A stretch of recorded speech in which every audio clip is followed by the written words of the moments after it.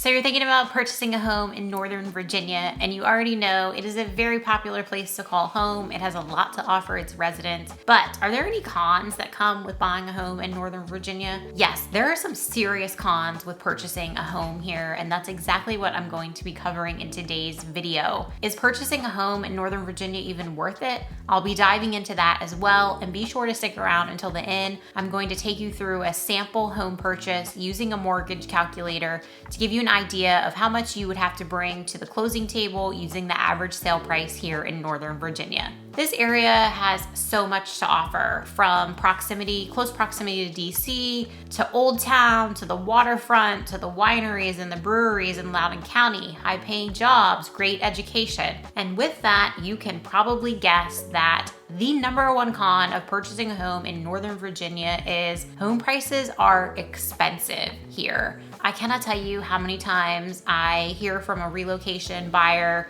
starting their search online, looking on Zillow, Redfin, and it is, oh my gosh, Amanda, the prices are insane here.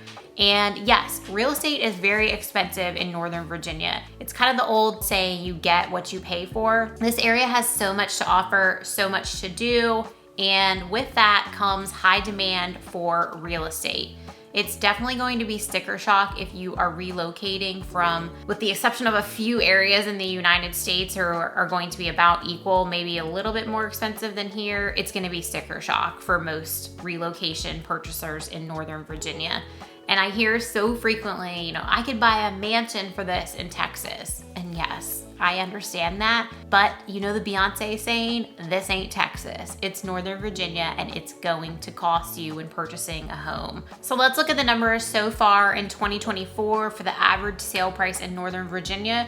And I'm talking Alexandria City, Arlington, Fairfax, Loudoun County, and Prince William counties. Those are the heavy hitters in this area. And right now, the average sale price is $744,000. That is a big number. And to put some perspective behind that number, this same time frame in 2023, the average sale price was $690,000. That's over a $50,000 difference in 1 year. The demand right now is very intense, and in particular, if you are looking for a single family home, be prepared that you are going to face some competition because there are the least amount of single family homes and they are in the highest demand. And that leads me to the next con, which is the competitive real estate market here in Northern Virginia.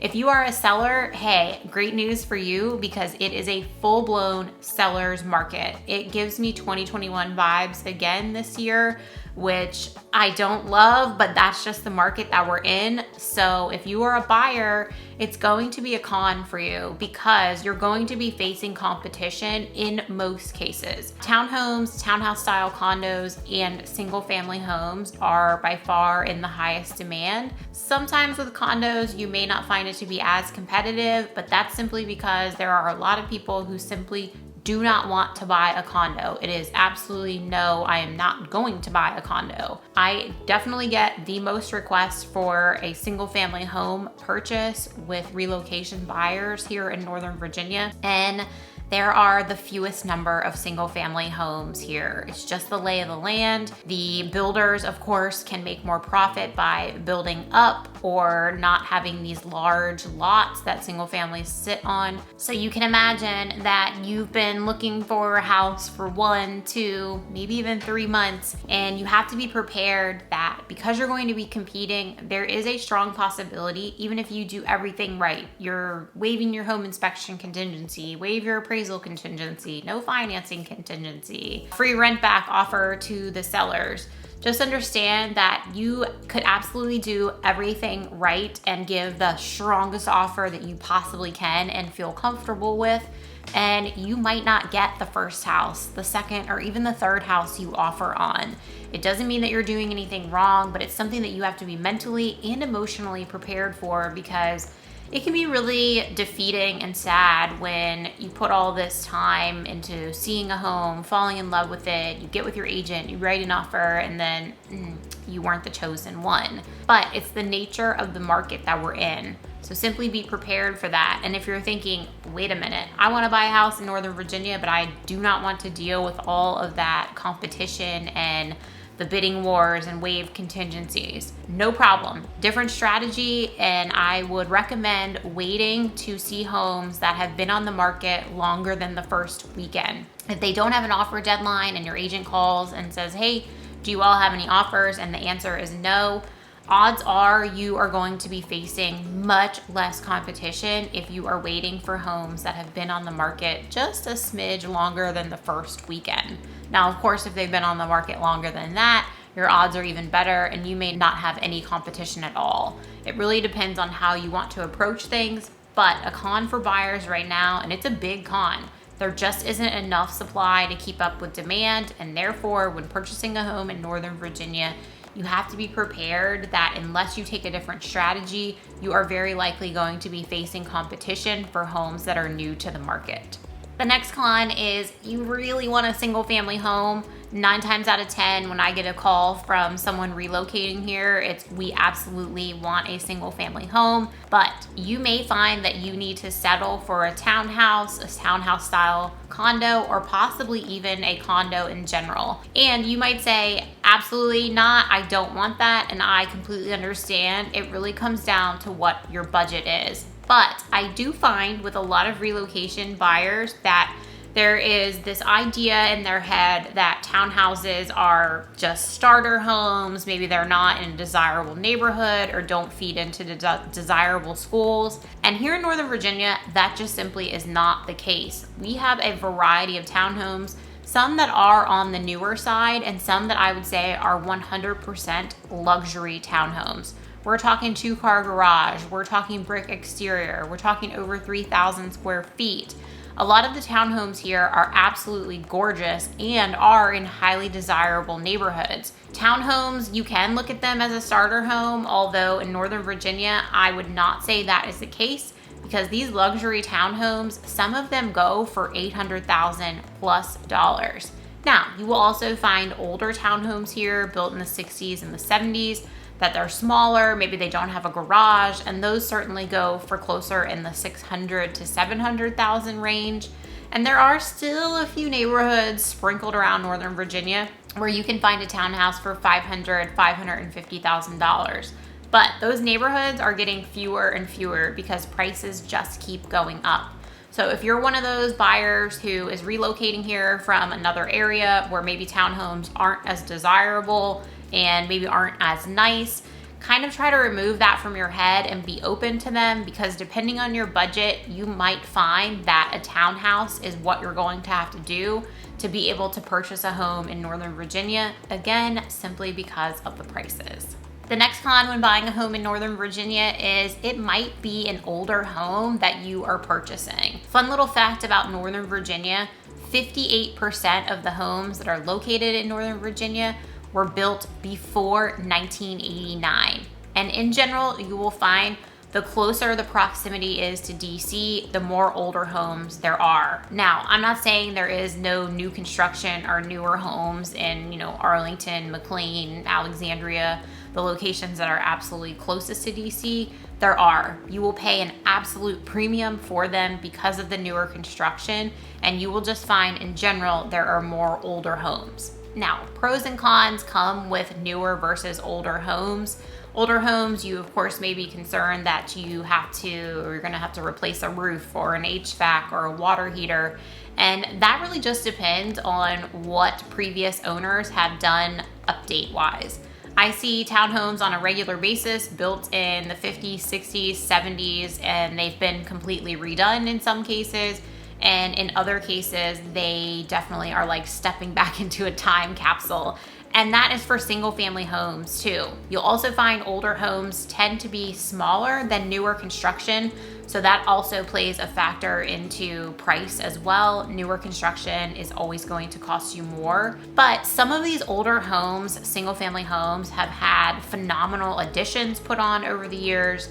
So I wouldn't make a blanket statement that all older homes are smaller than newer homes, because it's not always the case, depending on what changes have been made over the years. A lot of times I am working with a relocation buyer who is going to be working in DC or maybe at the Pentagon, and they really want to have a reasonable commute because the traffic here is terrible. And the debate comes down to them deciding, do they want to have a home that's a little bit smaller, maybe a little bit more outdated, but have a very reasonable commute? Or do they want to go further out, knowing that they are going to be dealing with some not so great traffic here in Northern Virginia, one of my favorite things to talk about, but then having more house and it goes a little bit farther budget-wise?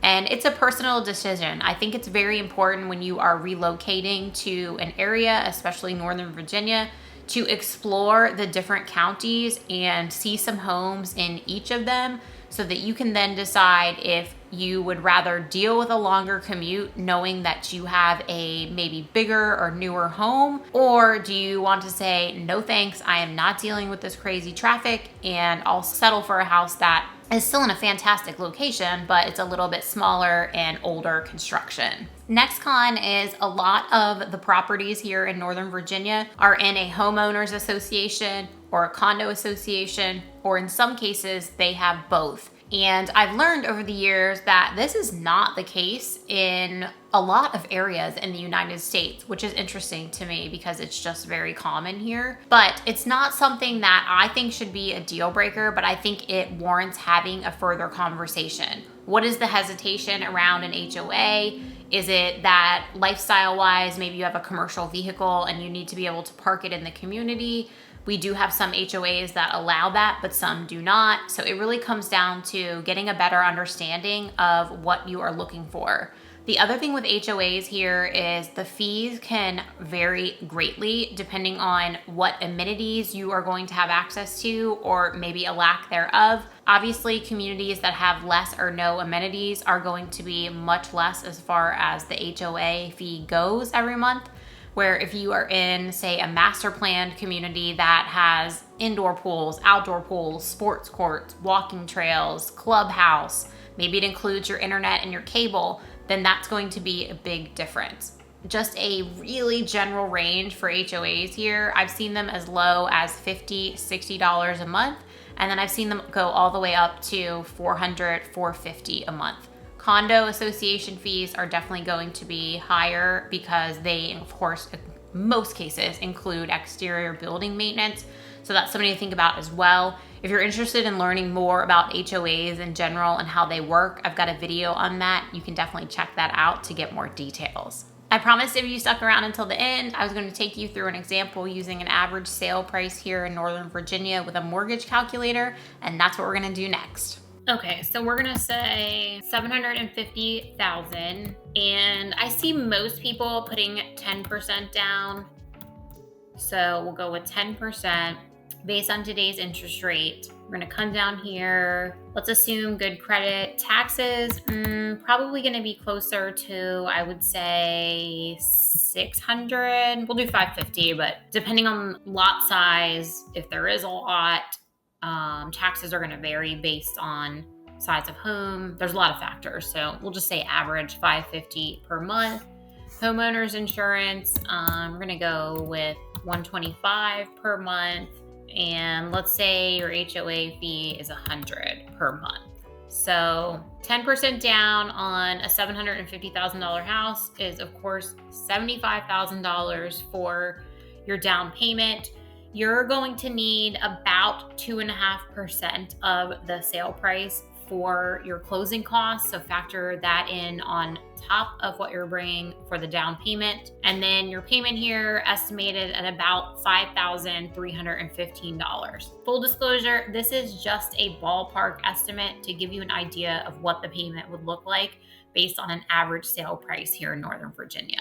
So there's definitely some cons of buying a home in Northern Virginia. Tell me one area that doesn't have cons about purchasing, right? I definitely believe that the pros of buying a home in Northern Virginia far outweigh the cons. This area just has so much to offer, and if you look at historical appreciation and you're in it for the long haul, or you don't mind being a landlord, I definitely think it's worth looking into purchasing real estate here in Northern Virginia. If you've got questions about your personal situation, reach out to me, send me a text, shoot me an email, give me a call, although you're more likely to reach me on text or email faster.